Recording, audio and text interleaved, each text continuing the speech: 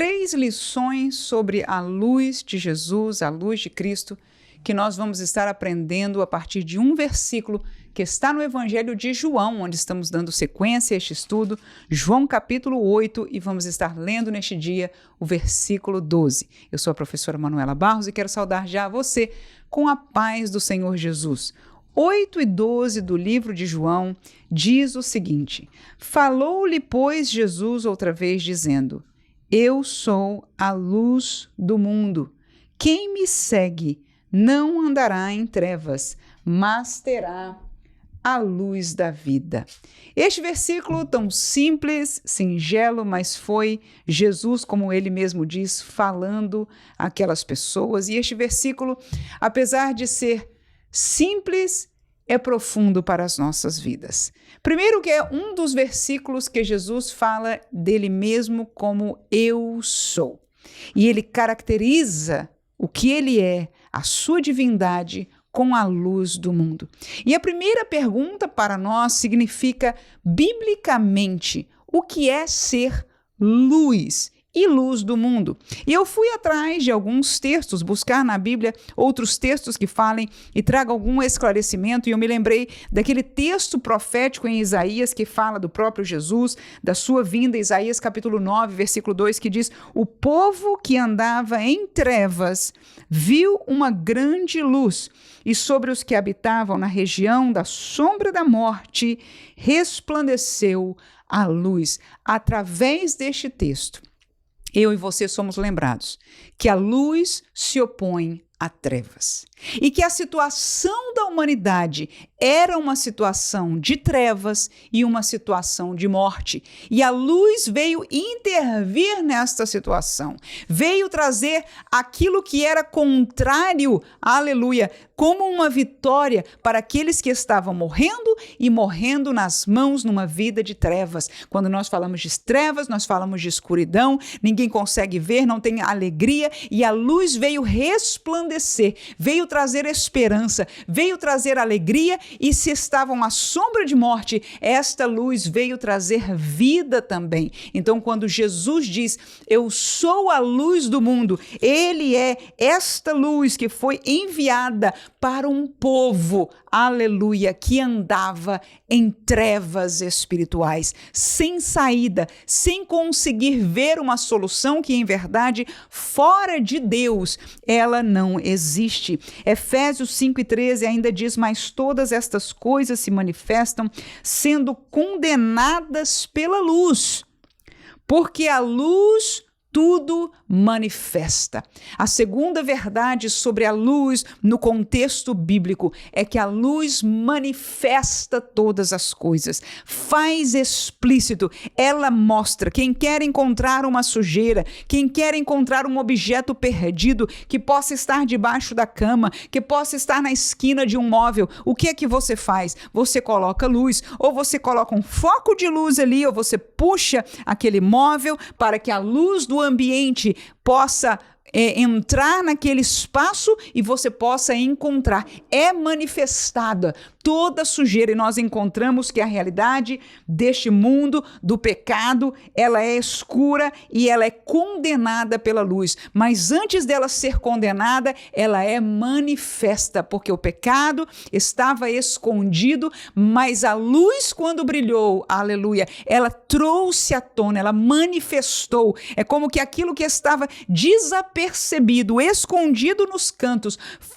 se tornaram claros. E isso foi o que Jesus veio fazer. Com a sua palavra, com o seu evangelho, com a sua presença, ali estava a luz do mundo, como já falamos primeiro, para trazer esta esperança, esta contrariedade às trevas, mas em segundo lugar, para manifestar aonde estão todas as coisas, todos os corações, e ela condenaria as obras más.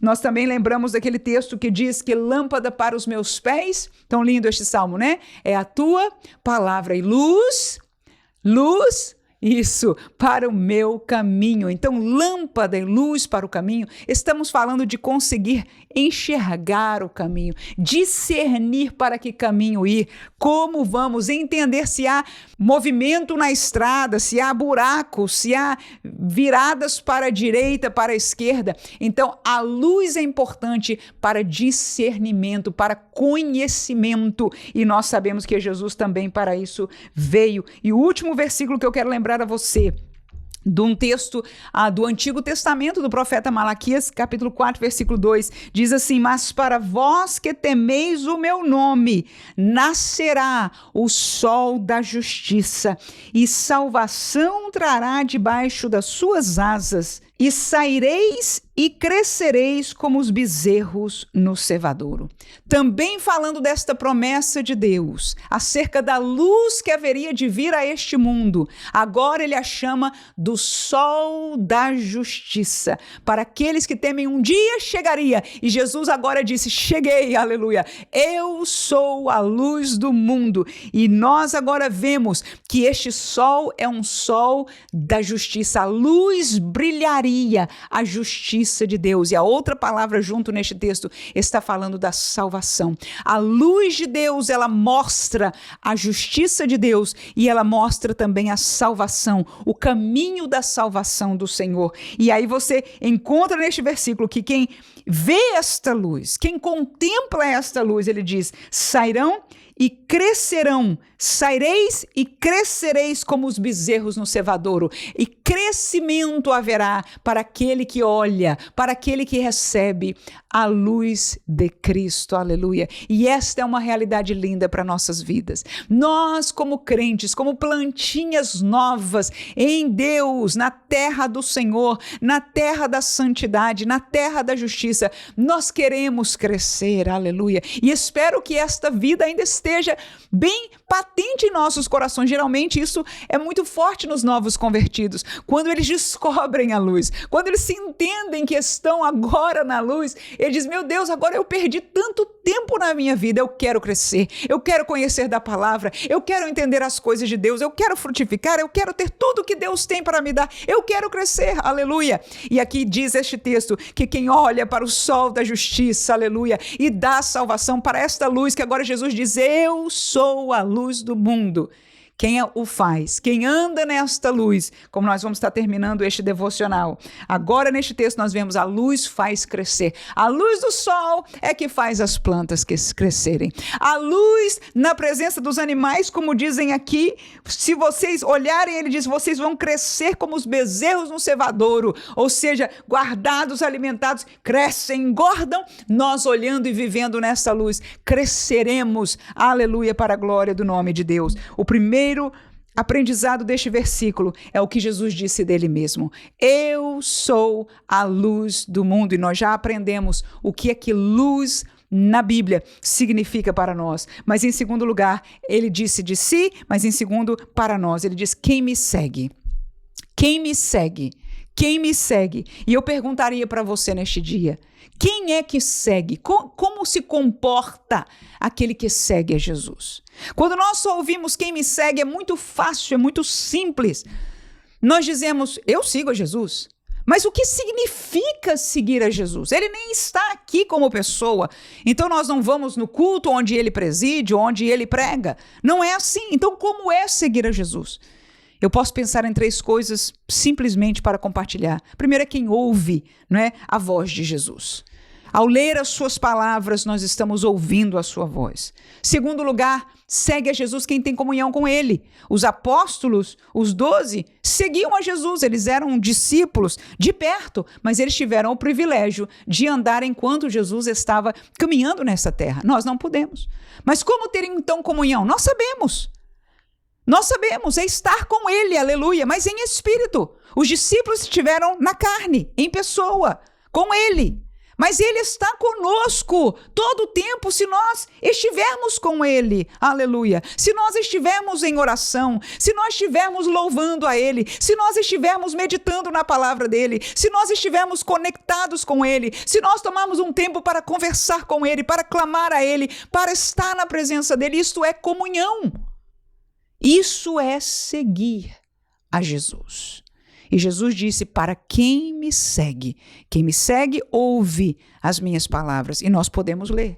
Quem me segue tem comunhão comigo. E nós podemos ter. Muitas vezes negligenciamos. E eu agradeço a Deus, porque eu e você que estamos aqui, já sabemos, estamos olhando para a palavra. Pelo menos a palavra nós temos escutado. Aleluia, que Deus nos dê força a ter uma vida, uma caminhada que busque mais e mais da comunhão com Ele, porque ela é maravilhosa.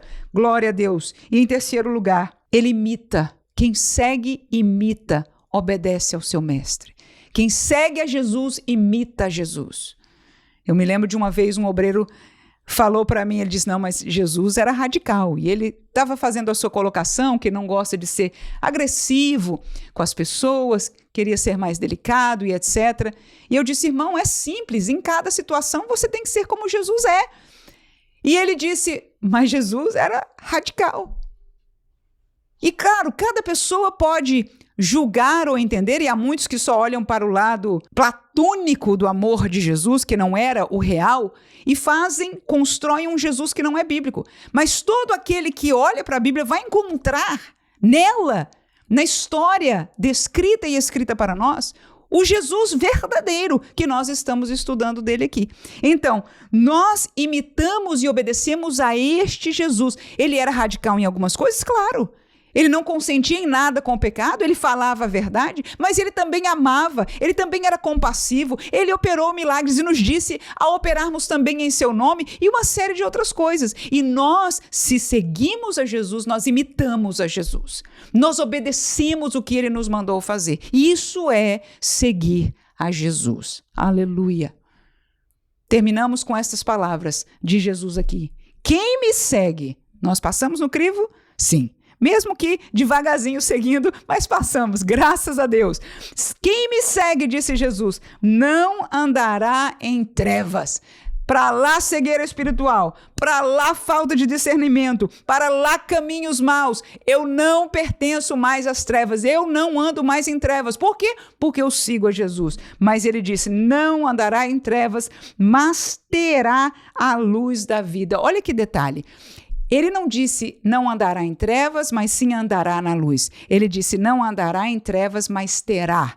Aleluia! Mas terá a luz da vida. Por que ter e não andar? Porque quando nós seguimos a Cristo, quando nós aceitamos a Cristo, a vida dele, a luz dele vem habitar lá dentro. Nós a temos dentro de nós. Quem pode neste dia glorificar ao nome de Jesus por estas verdades que um versículo da palavra de Deus pode encher o nosso coração? A ele, para todo sempre, toda glória.